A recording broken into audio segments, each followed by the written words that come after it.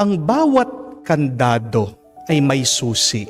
If there is a lock, it is sure to have a key. Amen? Pagkalaki-laki man ng pinto, pagkabigat-bigat man nito, pag ito ay kandado, ito ay sarado, hanapin mo lang ang susi. Maliit man ang susi, pag ginamit mo ito, mabubuksan mo ang malaki at mabigat na pintuan. Amen? Anong ibig sabihin? Pagkalaki-laki man ng iyong problema, pagkabigat-bigat man ng iyong suliranin, may sagot yan, may solusyon yan. Kailangan mo lang hanapin. Amen? Huwag mong sasabihin na walang sagot, walang solusyon, na ayaw mo na, suko ka na. Talagang pag umayaw ka, sumuko ka, huminto ka, hindi mo hinanap ang susi, ang solusyon, hindi magbubukas ang iyong problema. Sa mabuting balita, narinig po natin na binigyan ng susi ng Diyos si San Pedro. Ang susi na ito ang magbubukas sa langit para po tayo ay makapasok. Sabi ng ating Panginoon, anuman ang ipahintulot ni San Pedro dito sa lupa ay ipapahintulot sa langit. Anuman ang hindi niya ipapahintulot dito sa mundo, hindi rin mangyayari, ipapahintulot sa langit. Kung ang langit ay may susi, pwedeng magbukas. Yan pa kayang problema mo, suliranin mo? Walang susi yan? Meron. Sigurado. Meron. So kung may binigay na susi o sagot o solusyon ang Diyos, pati din sa iyong kinakaharapan na pagsubok, may susi, may solusyon, may sagot yan. Amen? Paano nga kung walang susi at solusyon? Ano po ang gagawin natin? Remember this, understand this. If a problem does not have a solution, then it is a situation. Kung sa tingin mo, ang problema mo walang sagot, minsan hindi naman kailangan sagutin yan. Anong kailangan mong gawin? Kailangan mo lang danasin. Kailangan mo lang pagdaanan. Yan po sigurado ang tanong, how do you deal with a problematic situation that does not have any solution? 4 things that we can do when you are in a problematic and impossible situation. 1, you need to learn more. Secondly, you need to ask for help. Third, you need to accept the problem. And fourth, you need to leave the problem. Minsan meron mga problema sa ating buhay na dumarating, kala natin sa atin, pero hindi talaga para sa atin. Isang halimbawa pa, kung may problema ka sa asawa mo, anong kailangan mong gawin? Number 1, pag-aralan mo, pag-usapan niyo, ano ba naging problema? Napakarami kasi agad dinadaan sa lungkot, sa depression, umiiyak na lang, okay lang po ang umiyak. Pero pagkatapos mo nang humagulgol, ilabas lahat ng iyong lungkot, mag-isip ka, ano kaya ang magagawa mo para masolusyonan niyo yung problema niyo mag-asawa? Umupo kayo, mag-usap kayong dalawang mag-asawa. Ano ang magagawa niyong dalawa para matapos niyo itong inyong hidwaan, itong inyong away? Pero pangalawa, kung talagang ayaw niya, matigas ang ulo, matigas ang puso ng asawa mo, and then magpatulong ka sa Diyos. Meron talagang mga problema na binibigay ang Diyos sa atin na napaka-imposible na hindi natin kaya. Para saan? Tinuturuan lang tayo ng Diyos na kumapit sa Kanya, maniwala sa Kanya, manalig sa Kanya. Sabi po ni San Pedro, cast all of your anxieties on Him. Huwag mong hahayaan na manatili ang problema mo sa isip at puso mo. Bibigat lang ang iyong buhay.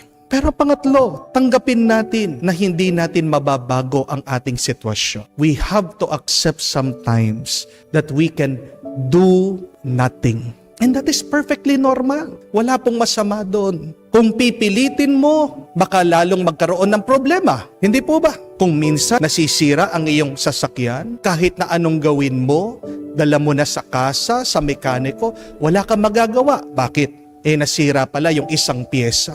Kailangan mo lang hintayin. Nag-order pa lang ng pyesa sa ibang bansa. Wala kang makikita dito sa Pilipinas. Minsan ganyan na nangyayari sa atin. Walang mabilisan, walang madalian na sagot at solusyon. Kailangan ka lang maghintay. Pero darating din ang panahon na magkakaroon ng kasagutan at kaayusan ang iyong problema. Pero pang-apat, pag talagang wala ka nang magawa, hayaan mo na. Ibig sabihin, hindi ikaw ang makakapagbigay ng solusyon dyan. Hindi naman ikaw ang makakapagbago sa iyong asawa. Kung hindi ang Diyos, baka yan ang tinuturo sa iyo ng Panginoon. Mga kapatid, kailangan din po natin tanggapin minsan sa buhay. May dahilan ang Diyos bakit meron siyang sinasara sa ating buhay. Understand that there is a reason why God closes doors in our life. Ano ang dahilan? Para hindi tayo mapasama. Bakit sarado yung gate? Ayaw buksan? Baka merong mabangis na aso dyan. Pag binuksan, kagating ka. Di po ba? Bakit sarado yung isang pintuan na yon? May mapanganib na kemikal o basura na baka pag binuksan mo, malanghap mo, magkasakit ka. Di po ba? So, if you keep on trying to open this door in your life and it does not move, it does not budge, you respect that. You accept that and believe there is a good reason for that. Dahil kung panahon na dapat nang buksan, ibibigay din ng Diyos sa iyo ang susi. Di po ba? Yung para sa iyo, ibibigay ng Diyos. Yung nakakabuti sa iyo, maghintay ka. Iaalay ng Diyos sa iyo, diretso. Ilalapit ng Diyos sa iyo. Kung talagang ang isang bagay ay para sa iyo, ang Diyos pa mismo ang magbubukas niyan para sa iyo. Amen? Meron po akong kakilala. Ang tagal-tagal na po nag-a-apply sa ibang bansa. Ang tagal-tagal na po na naghihintay ng visa. Hindi maibigay-bigay sa kanya.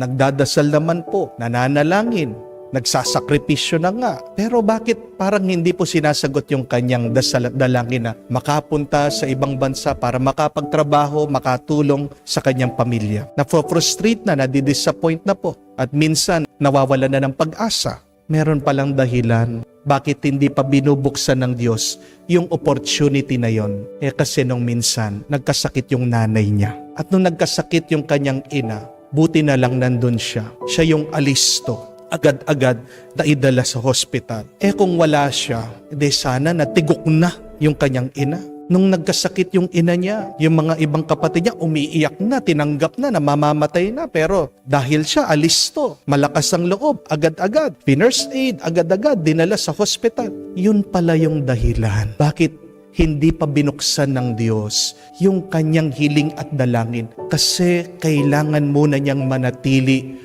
doon sa kanilang bahay, doon sa kanyang pamilya. Kailangan pa siya ng kanyang ina. O mga kapatid, magtiwala tayo palagi sa Diyos na sa tamang panahon, ibibigay niya ang susi para mabuksan ang oportunidad at matanggap mo ang grasya na kailangan mo. So remember, there is a key always to your problems. When there is no key, it is for a good reason. It is for your best interest. Kaya wag po kayong magpakulong sa inyong mga problema. Magtiwala po kayo. Umasa kayo. Maniwala kayo palagi sa Diyos.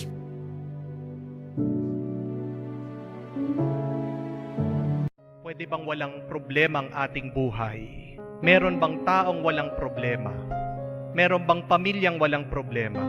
Meron bang parokya o simbahan na walang problema? Meron bang bansa na walang problema? Somebody, somewhere, is always experiencing a certain problem. Maaaring wala kang problema sa pera, pero may sakit ka. Maaaring wala kang problema sa iyong mga anak, matatalino, pero may problema ka sa asawa mo. Maaaring wala kang problema sa iyong pananampalataya, pero nag-aalala ka sa anong mangyayari sa ating bansa. Somebody, somewhere, is always experiencing problems. All of us are experiencing problems, difficulties, challenges in our life, in one way or another. Yan po ang katotohanan ng ating buhay. Sabi nga, life is a series of problem solving. Pagkatapos ng isang problema, ayan na naman yung isang problema. Ang masakit nga na katotohanan, hindi pa tapos yung isang problema mo. Papatong na naman yung isang problema, papasok na naman yung isang problema. Minsan we have multiple problems in our lives. Pero yun yung katotohanan. Ang ating buhay ay sunod-sunod na problema. At alam natin yan. Ang nakakapagtaka, bakit nabibigla ka pa pag meron kang problema? Bakit affected ka? Bakit nalulungkot ka? Bakit nadidepress ka? Bakit nag-aalala ka? Bakit nangangamba ka? Alam mo naman na talagang parte ng ating buhay ang problema. Pero ang tanong, bakit nabibigla at nasusurpresa ka pa? Kasi palagi lang tayong nakatitig, nakatingin sa ating mga problema. Kaya affected tayo, kaya nalulungkot tayo, kaya nadidepress tayo, kasi problema lang ang ating nakikita. Hanggang doon lang. Anong nakakalimutan natin? Na may susunod na grasya, na may susunod na bendisyon, na may susunod na kabutihan pagkatapos ng ating mga problema. Isang nakakabilib na kwento narinig natin sa unang pagbasa. Itong si San Pablo, pinagbabato. Siya'y kinuyog ng mga kalaban, ng mga Hudyo, ng mga ayaw sa kanya. Nahimatay siya, kinaladkad daw siya, at nung kala nilang patay na siya, iniwan siya. Pero pagkatapos siyang iniwan, dumating ang mga ibang alagad, tinignan siya. Aba, tumayo! Parang wala man nangyari. At nagpatuloy sa kanyang pangangaral, nagpatuloy sa kanyang misyon. Pero ano yung sikreto nitong si San Pablo? Kahit na siya'y pinagbubugbog, pinagbabato, muntikan ng mamatay, ito yung sinabi niya, napakaganda. That we have to undergo a lot of problems, persecution, before we can enter the kingdom of God. Tingnan niyo po yung kanyang paniniwala. Tingnan niyo po yung kanyang pananalig na pwede din po nating matutunan, hawakan at paniwalaan that we ourselves will be thrown a lot of problems in our life. We will experience a lot of pains and sufferings in our life. But say, it's okay. It's all right because I need this to receive grace in my life. Ibato mo na lahat ng problema sa akin, titiisin ko. Dahil ito ang kailangan para makapasok ako sa kaharian ng Diyos. Yan ang problema minsan sa atin. Iniiwasan natin ang problema. Ang nakakalimutan natin, ang problema ay isang pundasyon para makamtan natin ang napakalaking gantimpala at kabutihan sa ating buhay. The problem with us is we want the prize without the sacrifice. Amen? We want the reward without working hard. Pero kung alam mo, para maging valedictorian ka, kailangan mong magsunog ng kilay, kailangan mong mag-aral, hindi ba gagawin mo ito? Kung alam ng isang atleta, para makuha niyang tropeyo, kailangan niya mag-ensayo araw-araw, gugugulin, uubusin ang maghapon, ilang oras, pagpapawisan, hindi ba gagawin niya ito? At anong kailangan nating gawin para makapasok tayo sa kaharian ng Diyos? We have to endure a lot of suffering. Kailangan mong magtiis, kailangan mong magtiyaga. Kaya pag dumarating na ang mga sunod-sunod na problema, tandaan mo, alalahanin mo, mahal ka ng Diyos. Binibigay niya yan para isang susi sa kanyang kaharian. Remember this, my dear friends, that your most difficult time in your life is the most important moment. Have faith because in the end, it will all be worth it. Yung pinakamasakit, pinakamabigat, pinakamahapdi na karanasan mo, sinasabi ko sa iyo, yan yung pinakamahalagang parte ng iyong buhay. Yan yung paraan ng Diyos para hubugin ka kung sino ka ba dapat maging talaga para lumitaw yung iyong kabutihan at kabanalan. Do not escape from this pain. They are important to you. to receive grace to enter God's kingdom. Kung alam mo, lahat ng paghihirap mo ay may katuturan, may pupuntahan, may kahulugan, magiging payapa ka, magiging masaya ka, gitna ng anumang sakit at problema. Maniwala ka, humawak ka, at kung hindi mo kaya, magpahawak ka sa Diyos.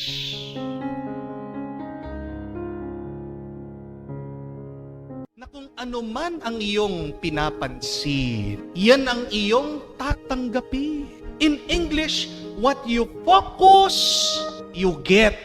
Tingnan mo ang buhay mo, ano ba ang natatanggap mo ngayon? Ito ay dahil yan yung iyong pinagmamasdan, yan ang iyong tinitignan. Limbawa na lang po, alam ko marami sa atin may problema sa pera. Lalong-lalo na yung mga iba, palagi nagpapadasal sa akin sa utang. Pero, yung mga mayayaman, marami din utang yan. Di po ba? Pero hindi mo naman sila nakikita na namomroblema. Bakit yung mga mahihirap, para sa kanila, problema ang utang? Dahil, ang nakikita nila, pag sinabi mong utang, mahirap yan. Di po ba? Pero pag sinabi mong utang sa mayaman, anong tingin niya? Opportunity. Magagamit ko yan para magkaroon ako ng pera. Mas marami pang pera. Naintindihan niyo po? Palagi mong naiisip yung utang mo, hindi ka na makatulong. Kaya nga ang dumarating sa buhay mo? Mas marami pang utang. Pero ang mayaman, merong utang, palagi bang iniisip? Hindi. Ang iniisip niya, paano ko mai-improve ang aking negosyo, ang aking business? Naghahanap siya ng opportunity, naghahanap siya ng tao na makakatulong sa kanya. Kaya nga tingnan niyo po, ang mga mayayaman lalong yumayaman, ang mga mahihirap lalong humihirap. Anong pagkakaiba? Nandun sa kanilang tinitignan. Amen? O kamukha din po sa mga may problema sa kanilang relationship. Madami din nagpapatulong sa akin, darating dito. Nagpapa-counseling. Mag-uumpisa mag-share lahat ng problema ng kanilang asawa.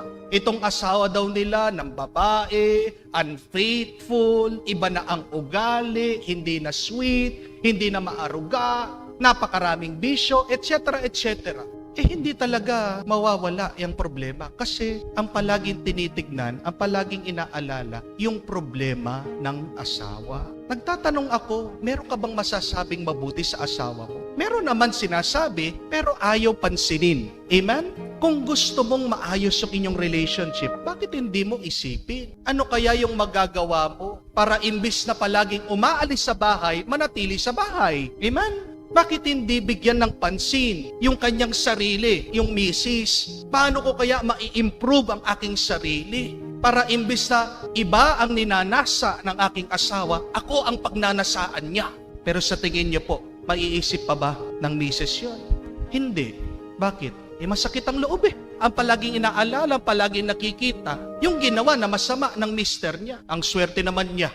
Siya na nga nagkasala, ako pang mag-reach out sa kanya. Kaya nga, hindi magkakaroon ng solusyon. Kasi ang nakikita at pinapansin, yung pagkukulang at problema ng kanyang asawa. Amen? Yun na nakikita, yun ang palaging tatanggapin. Ganyan din, pag meron kang sakit. Bakit imbes na gumaling ka, lalong gumagrabe, lumalala ang sakit mo? Kasi wala ka ng ibang iniisip, tinitignan, at pinagmamasdan kung hindi yung sakit na yan. Pero imbes na yan ang iyong pansinin, tignan. Bakit hindi ka magpasalamat sa ibang blessing na pinagkakaloob ng Diyos sa iyo? Pag blessing ang nakikita mo, anong tatanggapin mo? Blessing din. Pero pag palagi mong binibigyan ng focus, pansin yung sakit, ano tatanggapin mo? Mas malalang sakit. Halimbawa na lang po, alam niyo po ngayon, hindi ko sinasabi, masakit itong aking daliri. Parang meron po akong trigger finger. Pero kahit na masakit, ang hirap pong magsulat eh. Ang hirap magpirma ngayon. Sinasabi ko sa sarili ko, masakit man yung isang daliri ko, at least meron pa rin ako 9 na nagagamit ko. Di po ba? Pero ano kayang mararamdaman ko kung palagi kong tinitignan, pinapansin, ang sakit. Lalong sasakit. Masisira ang aking buong araw. Di po ba? Dahil ang nakikita mo sakit, ang tatanggapin mo mas masakit. Pero bigyan mo ng pansin ang blessing, bendisyon ng Diyos sa iyo. Magpasalamat ka kahit na nasasaktan ka. Anong darating sa iyo ang tatanggapin mo? Blessing at biyaya din ng Diyos. Amen? Yan ang sinasabi ni Jesus sa kanyang kwento. Napakaganda ng kanyang talimhaga. Ang kwento ng babaeng balo na humihingi ng hustisya dito sa masamang hukom. Ito pong babaeng balo, dehado Kasi una, balo na siya, wala nang ibang sumusuporta sa kanya. She was a widow, she was a nobody, lalong-lalo na babae siya. Walang sinasabi sa lipunan ng panahon ni Jesus. Humihingi daw ng katarungan dito sa hukom. Sino yung hukom? Anong description niya sa gospel? Napakasamang tao. Una, wala daw siyang respeto sa kung sino man tao at hindi din niya ginagalang ang Diyos. Wala siyang takot sa Diyos. Pero, tumigil ba siya sa pagpunta, paghingi ng tulong do sa hukom? Ilang beses na siguro siyang binastos ng taong ito dahil nga wala daw respeto, galang sa kanyang kapwa Pero hanggat hindi niya nakuha yung kanyang inihiling, hindi siya tumigil. At bandang huli, nagtagumpay siya, pinagbigyan siya. Hindi niya pinansin, hindi niya tinignan, ang taong ito nakakatakot, ang taong ito masama, ang taong ito papahiya ako. Nagpursige siya, nagtiyaga siya dahil para sa kanya yung kanyang gustong makuha. Hustisya, katarungan. At dahil doon siya nakatuon, yun yung kanyang nakamtan. At yun ang binigay sa kanya. Tanungin mong sarili mo, ngayon sa iyong buhay, saan ka nakatingin? Ano ang iyong pinapansin?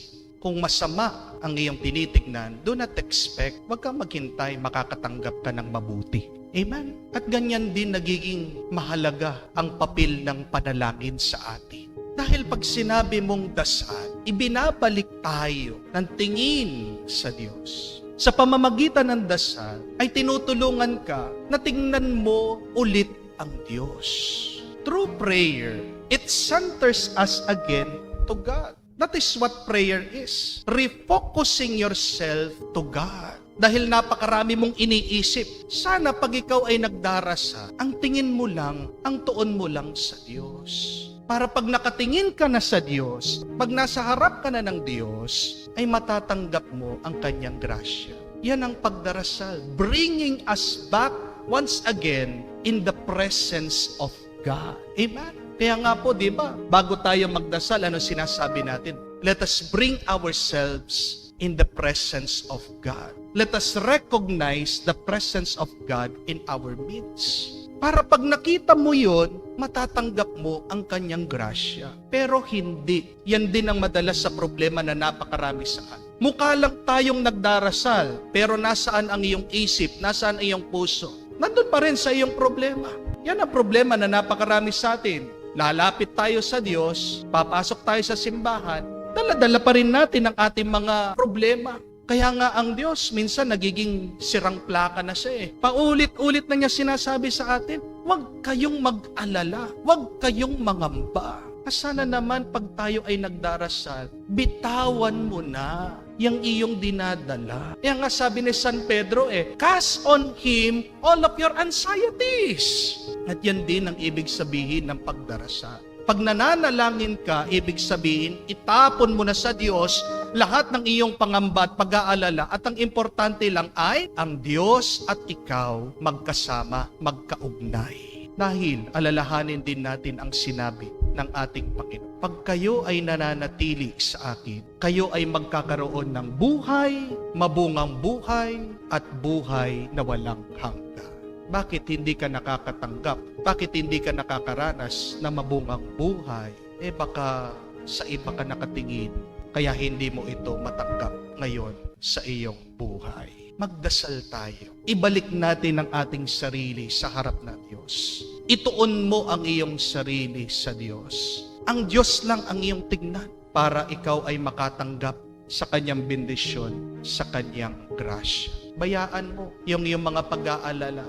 Bahala ang Diyos niya. Tandaan mo, kung saan ka nakatingin, yan din ang iyong tatanggapin.